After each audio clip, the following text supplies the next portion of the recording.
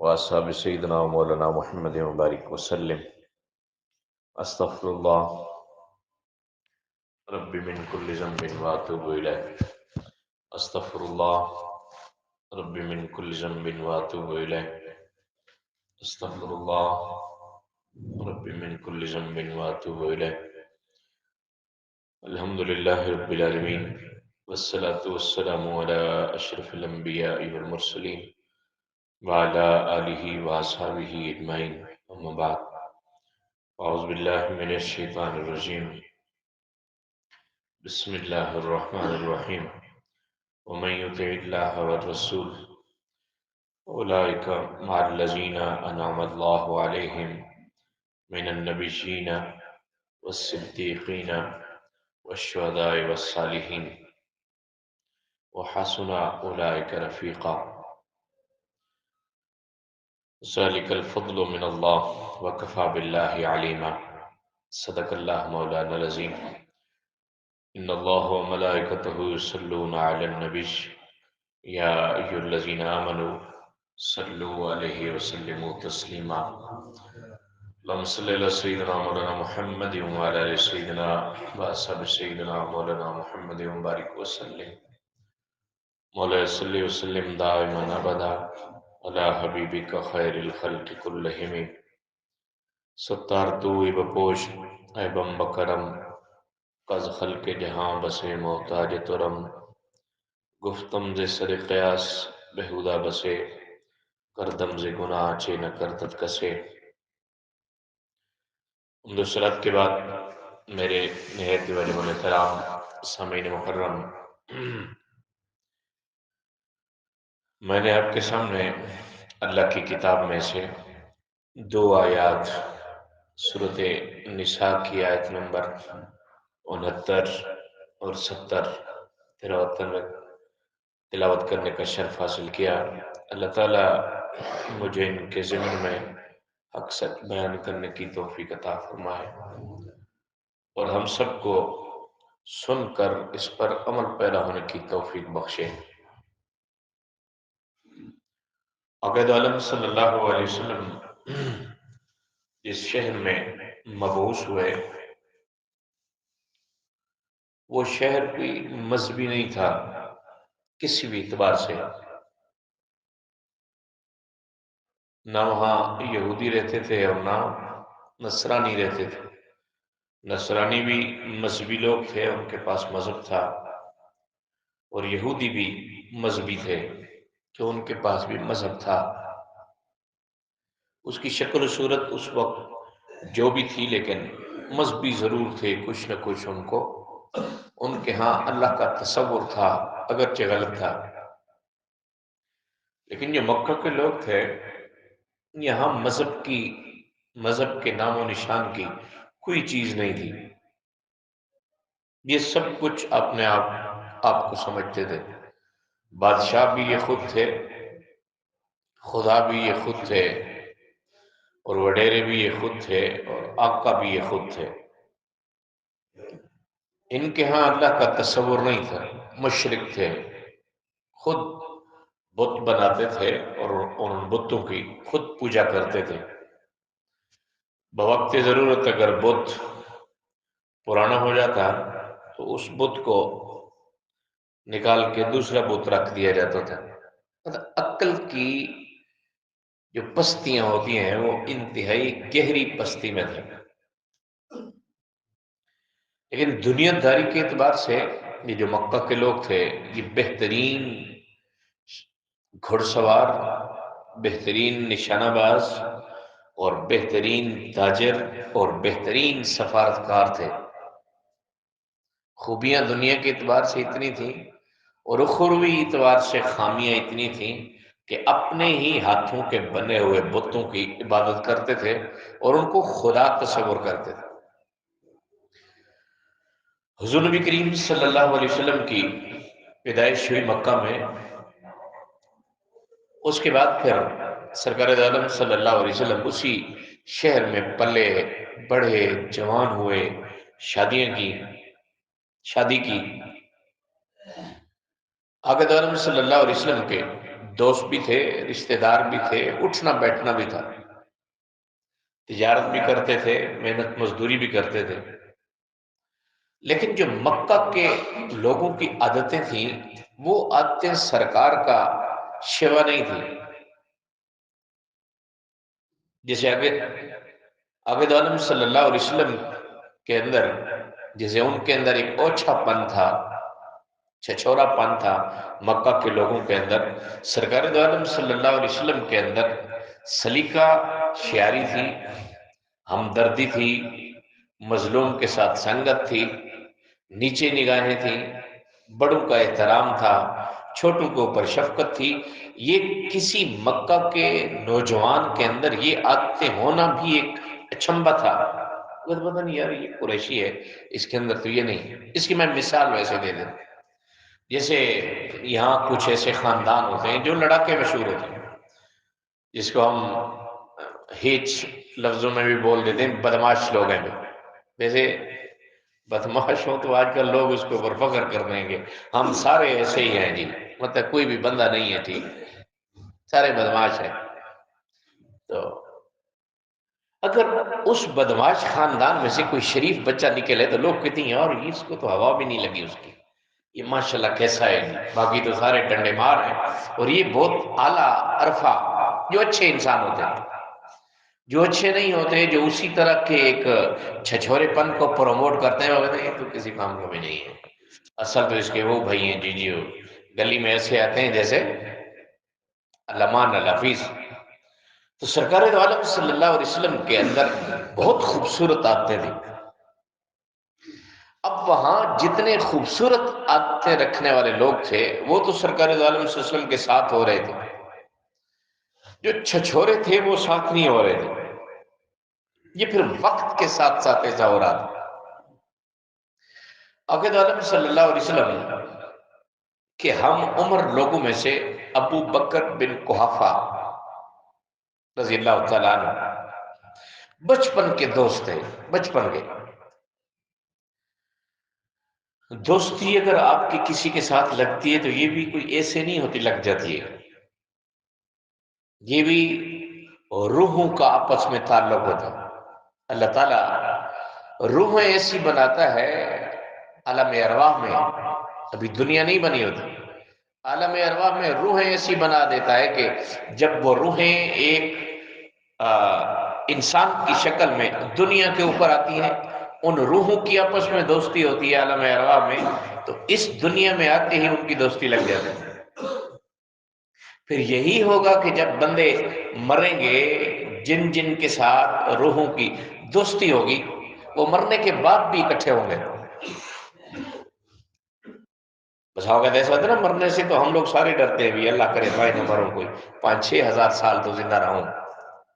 لیکن آپ کا بہت پیارا دوست اگر چلا جائے، ان پیارے دوستوں میں سے سب سے پیارا دوست ماں ہے آپ کی، باپ ہے، بہن بھائی ہے، لنگوٹیے دوست ہیں، ایسے لوگ چلے جاتے ہیں تو آپ کو خیر ہے یار ادھر سے جاؤں گا یار ان کو تو ملوں گا کم از کم، ان کے ساتھ میرا اٹھنا بیٹھنا ہوگا، ان کے ساتھ میرا چلنا پھرنا ہوگا، بول چال ہوگی ان کے ساتھ.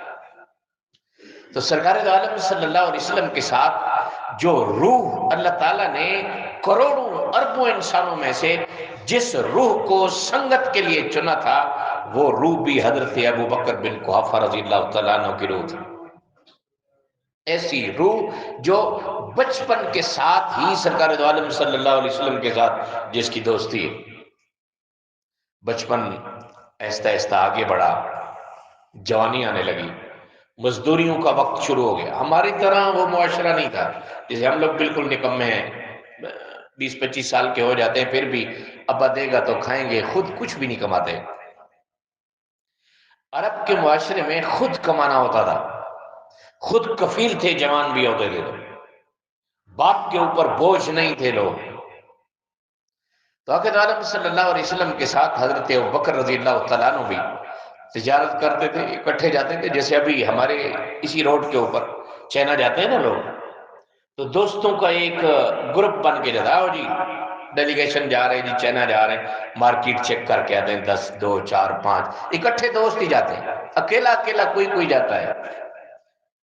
تو رسول پاک صلی اللہ علیہ وسلم جب تجارت کی غرض سے مکہ سے باہر جاتے تھے، حضرت ابوبکر بھی جاتے تھے، جب حضرت ابوبکر جاتے تھے تو رسول پاک صلی اللہ علیہ وسلم بھی جاتے تھے۔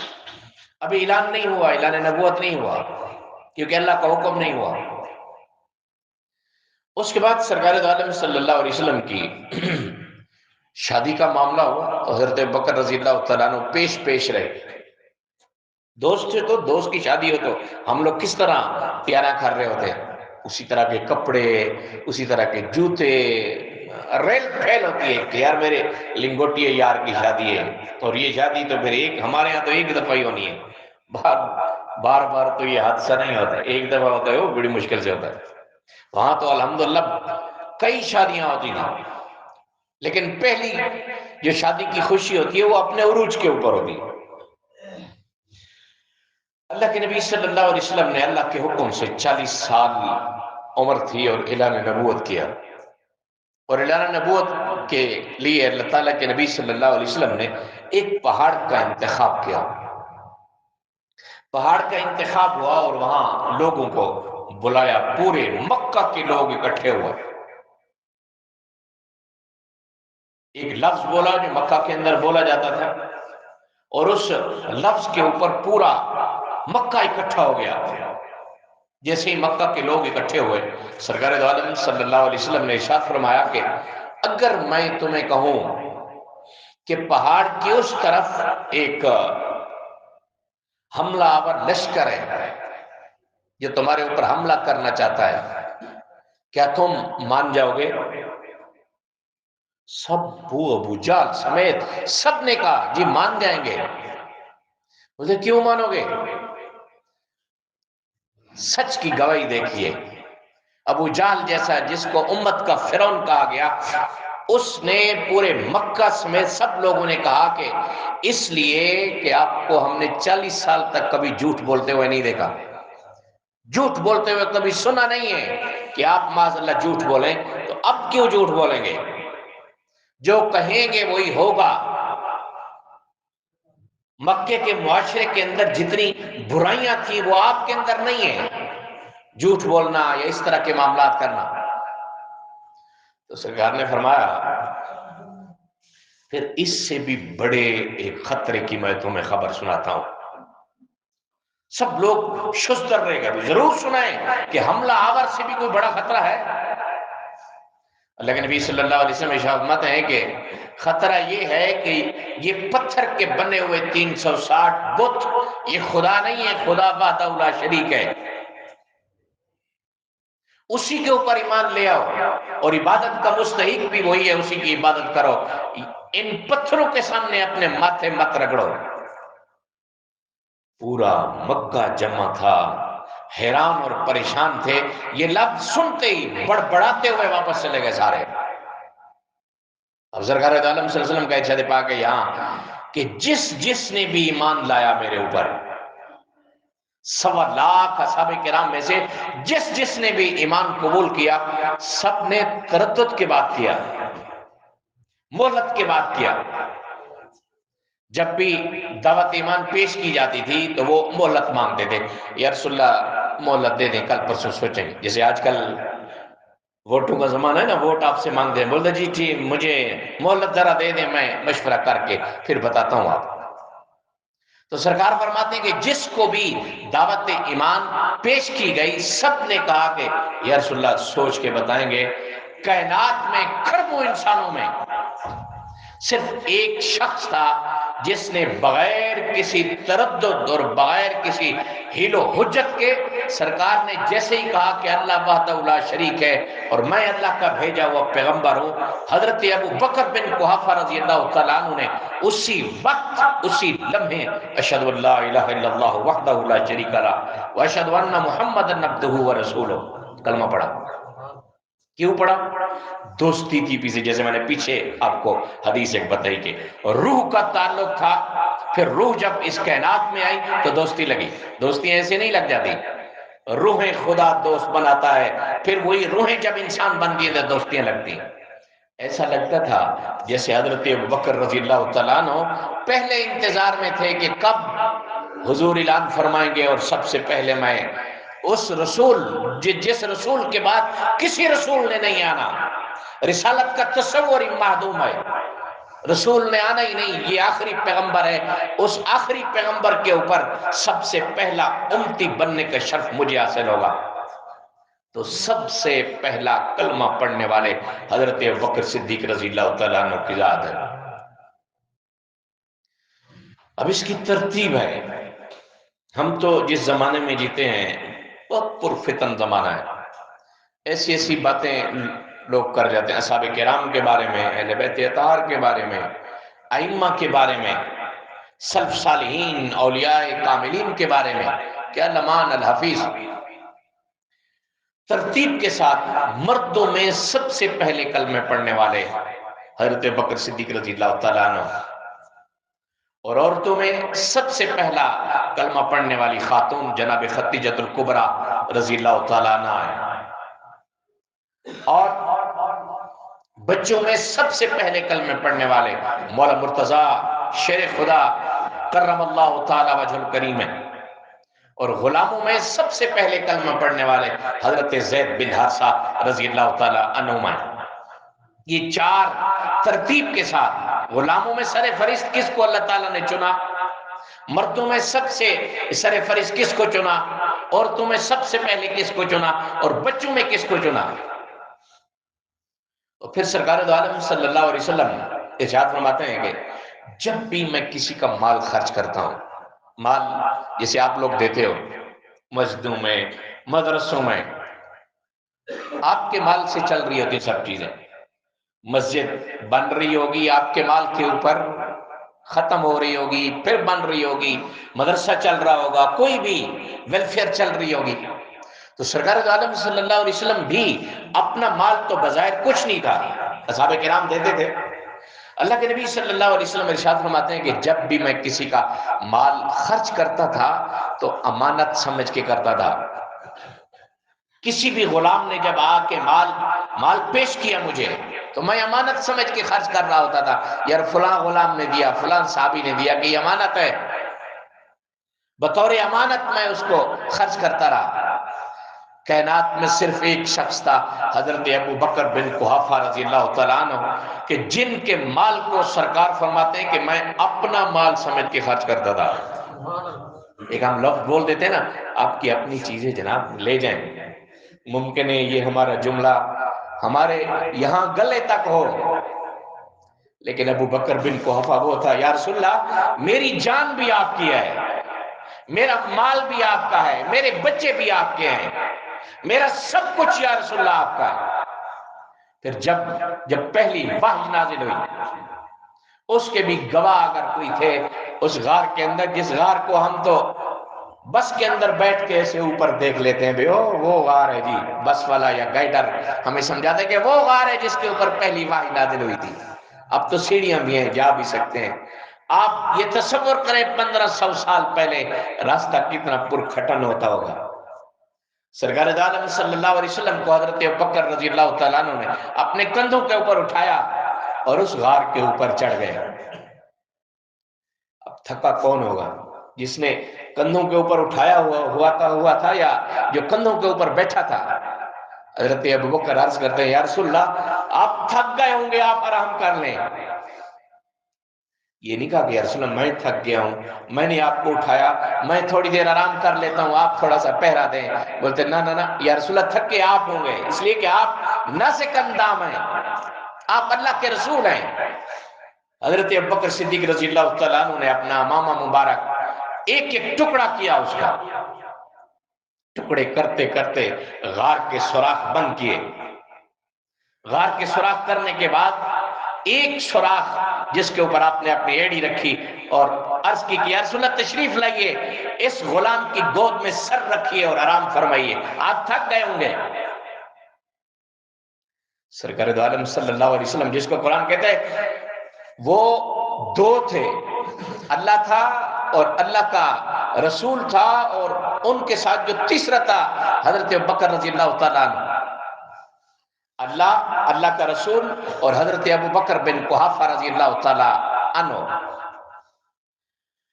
سانپ چلتا چلتا پھرتا ایڑی کے اوپر ڈنگ بھر. ہمیں تو نماز میں اگر چمٹی بھی کاٹ دینا تو ہم اچھل پڑتے ہیں. خارش بھی ہو جائے تو اس کو بھی ہلکی سی بھی ہو جائے تو ضرور اس کو کوشش کرتے ہیں کہ اس کھجلی کو ادھر ہی مکا دیں، اس کو آگے نہ بڑھنے دیں. وہ ابو بکر بن قحافہ افضل البشر بعد الانبیاء بالتحقیق، انبیاء کے بعد سب سے معتبر ترین مرد، معتبر ترین شخص، اور روحانی اعتبار سے، سیاسی اعتبار سے، علمی اعتبار سے، ہر جہت سے اگر انبیاء کے بعد کوئی شخص اولو العزم ہے پیغمبروں کے بعد تو حضرت ابو بکر بن قحافہ رضی اللہ تعالیٰ عنہ. وہ کہتے ہیں ڈنگ مارا سانپ نے، ایک مارا، دوسرا مارا، پتہ نہیں کتنے ڈنگ مارے، اتنا زہر آیا کہ پورے جسم کے اندر زہر سرایت کر گیا. ایک ڈنگ، دو ڈنگ، چار ڈنگ مارے ہوں گے یار. رسول پاک صلی اللہ علیہ وسلم کو اٹھا دے، یا رسول اللہ کچھ ہو رہا ہے نیچے، مجھے سانپ ڈس رہا ہے، آپ ذرا اٹھ جائیں. نہ نہ نہ، ابو بکر کی یہ ایڑی کروں تیرے نام پہ جان فدا، نہ بس ایک جان دو جہاں فدا، دو جہاں سے بھی نہیں جی بھرا، کروں کیا کروڑوں جہاں نہیں، یہ تو ایک ایڑی ہے یا رسول اللہ. ابو بکر بن قحافہ کا پورا جسم بھی سانپ ڈستا رہے، سانپ کھاتا رہے، تب بھی آپ کی نیند کے اوپر قربان کر دوں گا.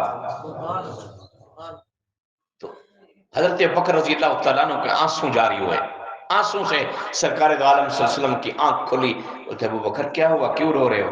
بولتے یا رسول اللہ سوراخ جتنے بند کر سکتا تھا کیے تھے، لیکن ایک کے اوپر ایڑی رکھی، سانپ نے ڈس لیا. تو اللہ کے نبی صلی اللہ علیہ وسلم نے اپنا لاب دان نکال کے حضرت ابو بکر بن قحافہ رضی اللہ تعالیٰ عنہ کی ایڑی کے اوپر ید اللہ کے ہاتھوں، اپنے ہاتھوں کے ساتھ لگایا، آرام آ گیا. اب علماء اس میں لکھتے ہیں کہ جو جو صفت سرکار دو عالم صلی اللہ علیہ وسلم کی تھی، ہر وہ صفت اللہ تعالیٰ نے حضرت ابو بکر بن قحافہ رضی اللہ تعالیٰ عنہ کے بعد ساتھ بھی رکھی تھی. کچھ صفتیں ہوتی ہیں جو آپ اپنا سکتے ہیں. آپ کسی سے محبت کرتے ہیں، آپ اسی طرح جینا شروع کر دیتے ہیں، اسی طرح بولنا شروع کر دیتے ہیں، اسی طرح امامہ شریف پہنتے ہیں، اسی طرح کی ٹوپی پہنتے ہیں، اسی طرح کے کپڑے پہنتے ہیں. لیکن مرنا تو بس کی بات نہیں یار. میں بھی ایسے مروں جیسے میرا محبوب مرا تھا، یا میرے اوپر بھی موت ویسی ہے جیسے میرا محبوب تھا جس سے میں محبت کرتا تھا. یہ تو بس کی بات نہیں ہے. جیسے اس کا وصال ہوا تھا میرا بھی ایسے ہونا چاہیے. عقید عالم صلی اللہ علیہ وسلم کا وصال بخار کے ساتھ ہوا تھا، اور بخار کے ساتھ اس روایت کے مطابق میں آپ کو حدیث عرض کرتا ہوں آگے. اور اعلیٰ حضرت اشاع امام احمد رضا خان فاضل بریلوی رحمت اللہ تعالی علیہ دعا کرتے تھے یا اللہ مجھے بھی بخار کے ساتھ موت عطا فرما. تو آپ کا وصال بھی بخار کے ساتھ ہوا. لیکن علماء سیرت کی کتابوں میں لکھتے ہیں کہ سرکار دو عالم صلی اللہ علیہ وسلم کو غزوہ خیبر کے موقع کے اوپر ایک یہودی عورت نے زہر دیا تھا. وہ زہر سرایت کرتا رہا عمر کے ساتھ. جب سرکار دو عالم صلی اللہ علیہ وسلم کو بخار ہوا، بخار کا بھی اثر تھا، لیکن بہت زیادہ اثر اس زہر کا تھا جس زہر کی وجہ سے آپ کا وصال ہوا. اب یہ جو صفت تھی زہر کے ساتھ جو وصال سرکار دو عالم صلی اللہ علیہ وسلم کا ہوا، اسی زہر کے ساتھ وصال ابو بکر کا بھی ہونا چاہیے. اللہ کو یہ پسند تھا کہ جیسے محبوب جا رہا ہے اسی طرح محب کو بھی جانا چاہیے. وہی سانپ کی زہر جناب ابو بکر رضی اللہ تعالیٰ عنہ کے جسم میں اتنی سرایت کر گئی کہ اس زہر کی وجہ سے حضرت ابو بکر رضی اللہ تعالیٰ عنہ کا وصال ہوا. اور پھر یہ جو وصال ہے، زہر کے ساتھ جو وصال ہے، یہ شہادت کی موت ہے. جو زہر کے ساتھ فوت ہوتا ہے وہ شہید ہوتا ہے. عقید عالم صلی اللہ علیہ وسلم کے اوپر سب کچھ قربان کیا. کوئی ایسی چیز نہیں جو حضرت ابو بکر رضی اللہ تعالیٰ عنہ کے پاس ہو اور عقید عالم صلی اللہ علیہ وسلم کو نہ دی ہو. ہجرت آپ دیکھیں، ہجرت کے موقع کے اوپر 2 سواریاں عقید عالم صلی اللہ علیہ وسلم کے اس غلام نے خریدی، جس میں سے ایک کسوہ اونٹنی بھی ہے. عقید عالم صلی اللہ علیہ وسلم کو سواریوں کا بہت شوق تھا، اور ہونا چاہیے اچھی سواری، مجھ سمیت اللہ تعالیٰ سب کو دے. عقید عالم صلی اللہ علیہ وسلم نے جب ہجرت کا اللہ کے حکم سے ارادہ کیا تو 2 اونٹنیاں خرید کے لائے حضرت ابو بکر. عرض کی یا رسول اللہ یہ ایک آپ لے لیں اور ایک میں لے لیتا ہوں. تو سرکار فرماتے ہیں ابو بکر میرے پاس تو پیسے نہیں ہیں، میں کیسے لوں؟ پیسے آ جائیں گے تو پھر لے لیں گے. بولے یا رسول اللہ ادھاری لے لیں. بولتے ہیں ابو بکر پھر نہیں لگ رہا کہ جلدی پیسے ہوں گے. بولتے یا رسول اللہ جب آ جائیں پھر دے دینا. 400 روپے کی اس وقت 400 روپے کا سودا ہوا. سرکار نے ارشاد میں ٹھیک ہے ابو بکر 400 کی میری ہوگی لیکن پیسے جب آئیں گے تو پھر دوں گا. بولتے یا رسول اللہ جب آ جائیں پھر دے دینا، سواری آپ رکھیں. یہی کسوہ اونٹنی تھی جس کے اوپر اللہ تعالیٰ وحی اتارتا تھا. یہی اونٹنی حضرت ابوبکر رضی اللہ تعالیٰ عنہ نے دی تھی حضرت رسول پاک صلی اللہ علیہ وسلم کو. اس کے بعد ہجرت کے اندر جو ہوتا رہا، پھر سرکار دو عالم صلی اللہ علیہ وسلم کے وصال تک کوئی ایسا کام نہیں تھا جو حضرت ابوبکر رضی اللہ تعالیٰ عنہ پیچھے رہے ہوں سرکار دو عالم صلی اللہ علیہ وسلم سے. مال خرچ کرنا ہو، سب کچھ مجاہدین کے لیے اعلان ہوا کہ کوئی ہے جو مجاہدین کی مدد کرے. آقا دو عالم صلی اللہ علیہ وسلم کے 2 غلام حضرت ابوبکر اور حضرت عمر. حضرت عمر کہتے ہیں کہ میں نے آج مقابلہ کرنا ہے کہ اللہ کے رسول کو سب سے زیادہ دینا ہے. آدھا مال کیا، آدھا اپنے بچوں کے لیے اور آدھا اسلام کے لیے، اور خوش تھا اور پہلے آ گیا. عمر کیا لائے؟ یا رسول اللہ سب کچھ آدھا آدھا کیا، آدھا بچوں کے لیے چھوڑا اور آدھا آپ کے لیے لایا ہوں. اتنے میں ابو بکر بن قحافہ آئے. ابو بکر سے پوچھا کہ ہاں بھئی ابو بکر کیا لائے اور کیا گھر والوں کے لیے بچایا؟ بولتے یا رسول اللہ گھر والوں کے لیے اللہ اور اللہ کے رسول کو چھوڑ کے آ رہا ہوں. دیواروں کے اوپر ہاتھ پھیرتا رہا کہیں ایسا نہ ہو کہ ایک سوئی باقی رہ جائے جو کسی مجاہد کے کام آئے گی. یا رسول اللہ اپنے تن کے کپڑوں سمیت سب کچھ اللہ اور اللہ کے رسول کی نظر کرتا ہوں.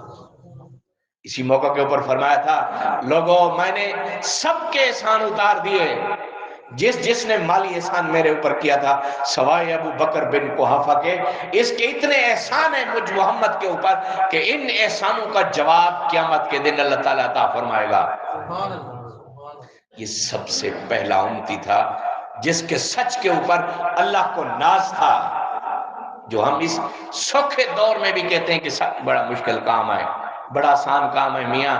اگر بولنا شروع کر دیں تو سچ بولنا شروع کر دیں اپنے بچوں کے ساتھ، سچ بولنا شروع کر دیں ملازموں کے ساتھ، سچ بولنا شروع کر دیں اپنی بیگم کے ساتھ، اپنے اڑوس پڑوس کے ساتھ، تو سچ سوکھا ہو جائے گا. سچ ہم بولنا نہیں چاہتے، اس لیے ہمارے لیے سچ اوکھا ہے. جو سچ کا سنگتی بننا چاہتا ہے، سچ بولنا چاہتا ہے، اس کے لیے سچ بہت آسان ہے. اللہ تعالیٰ ہم سب کو حضرت ابوبکر رضی اللہ تعالیٰ عنہ کے سچ کے وسیلہ جلیلہ سے اپنی زندگیوں میں سچ لانے کی توفیق عطا فرمائے. وآخر دعوانا الحمدللہ رب العالمین.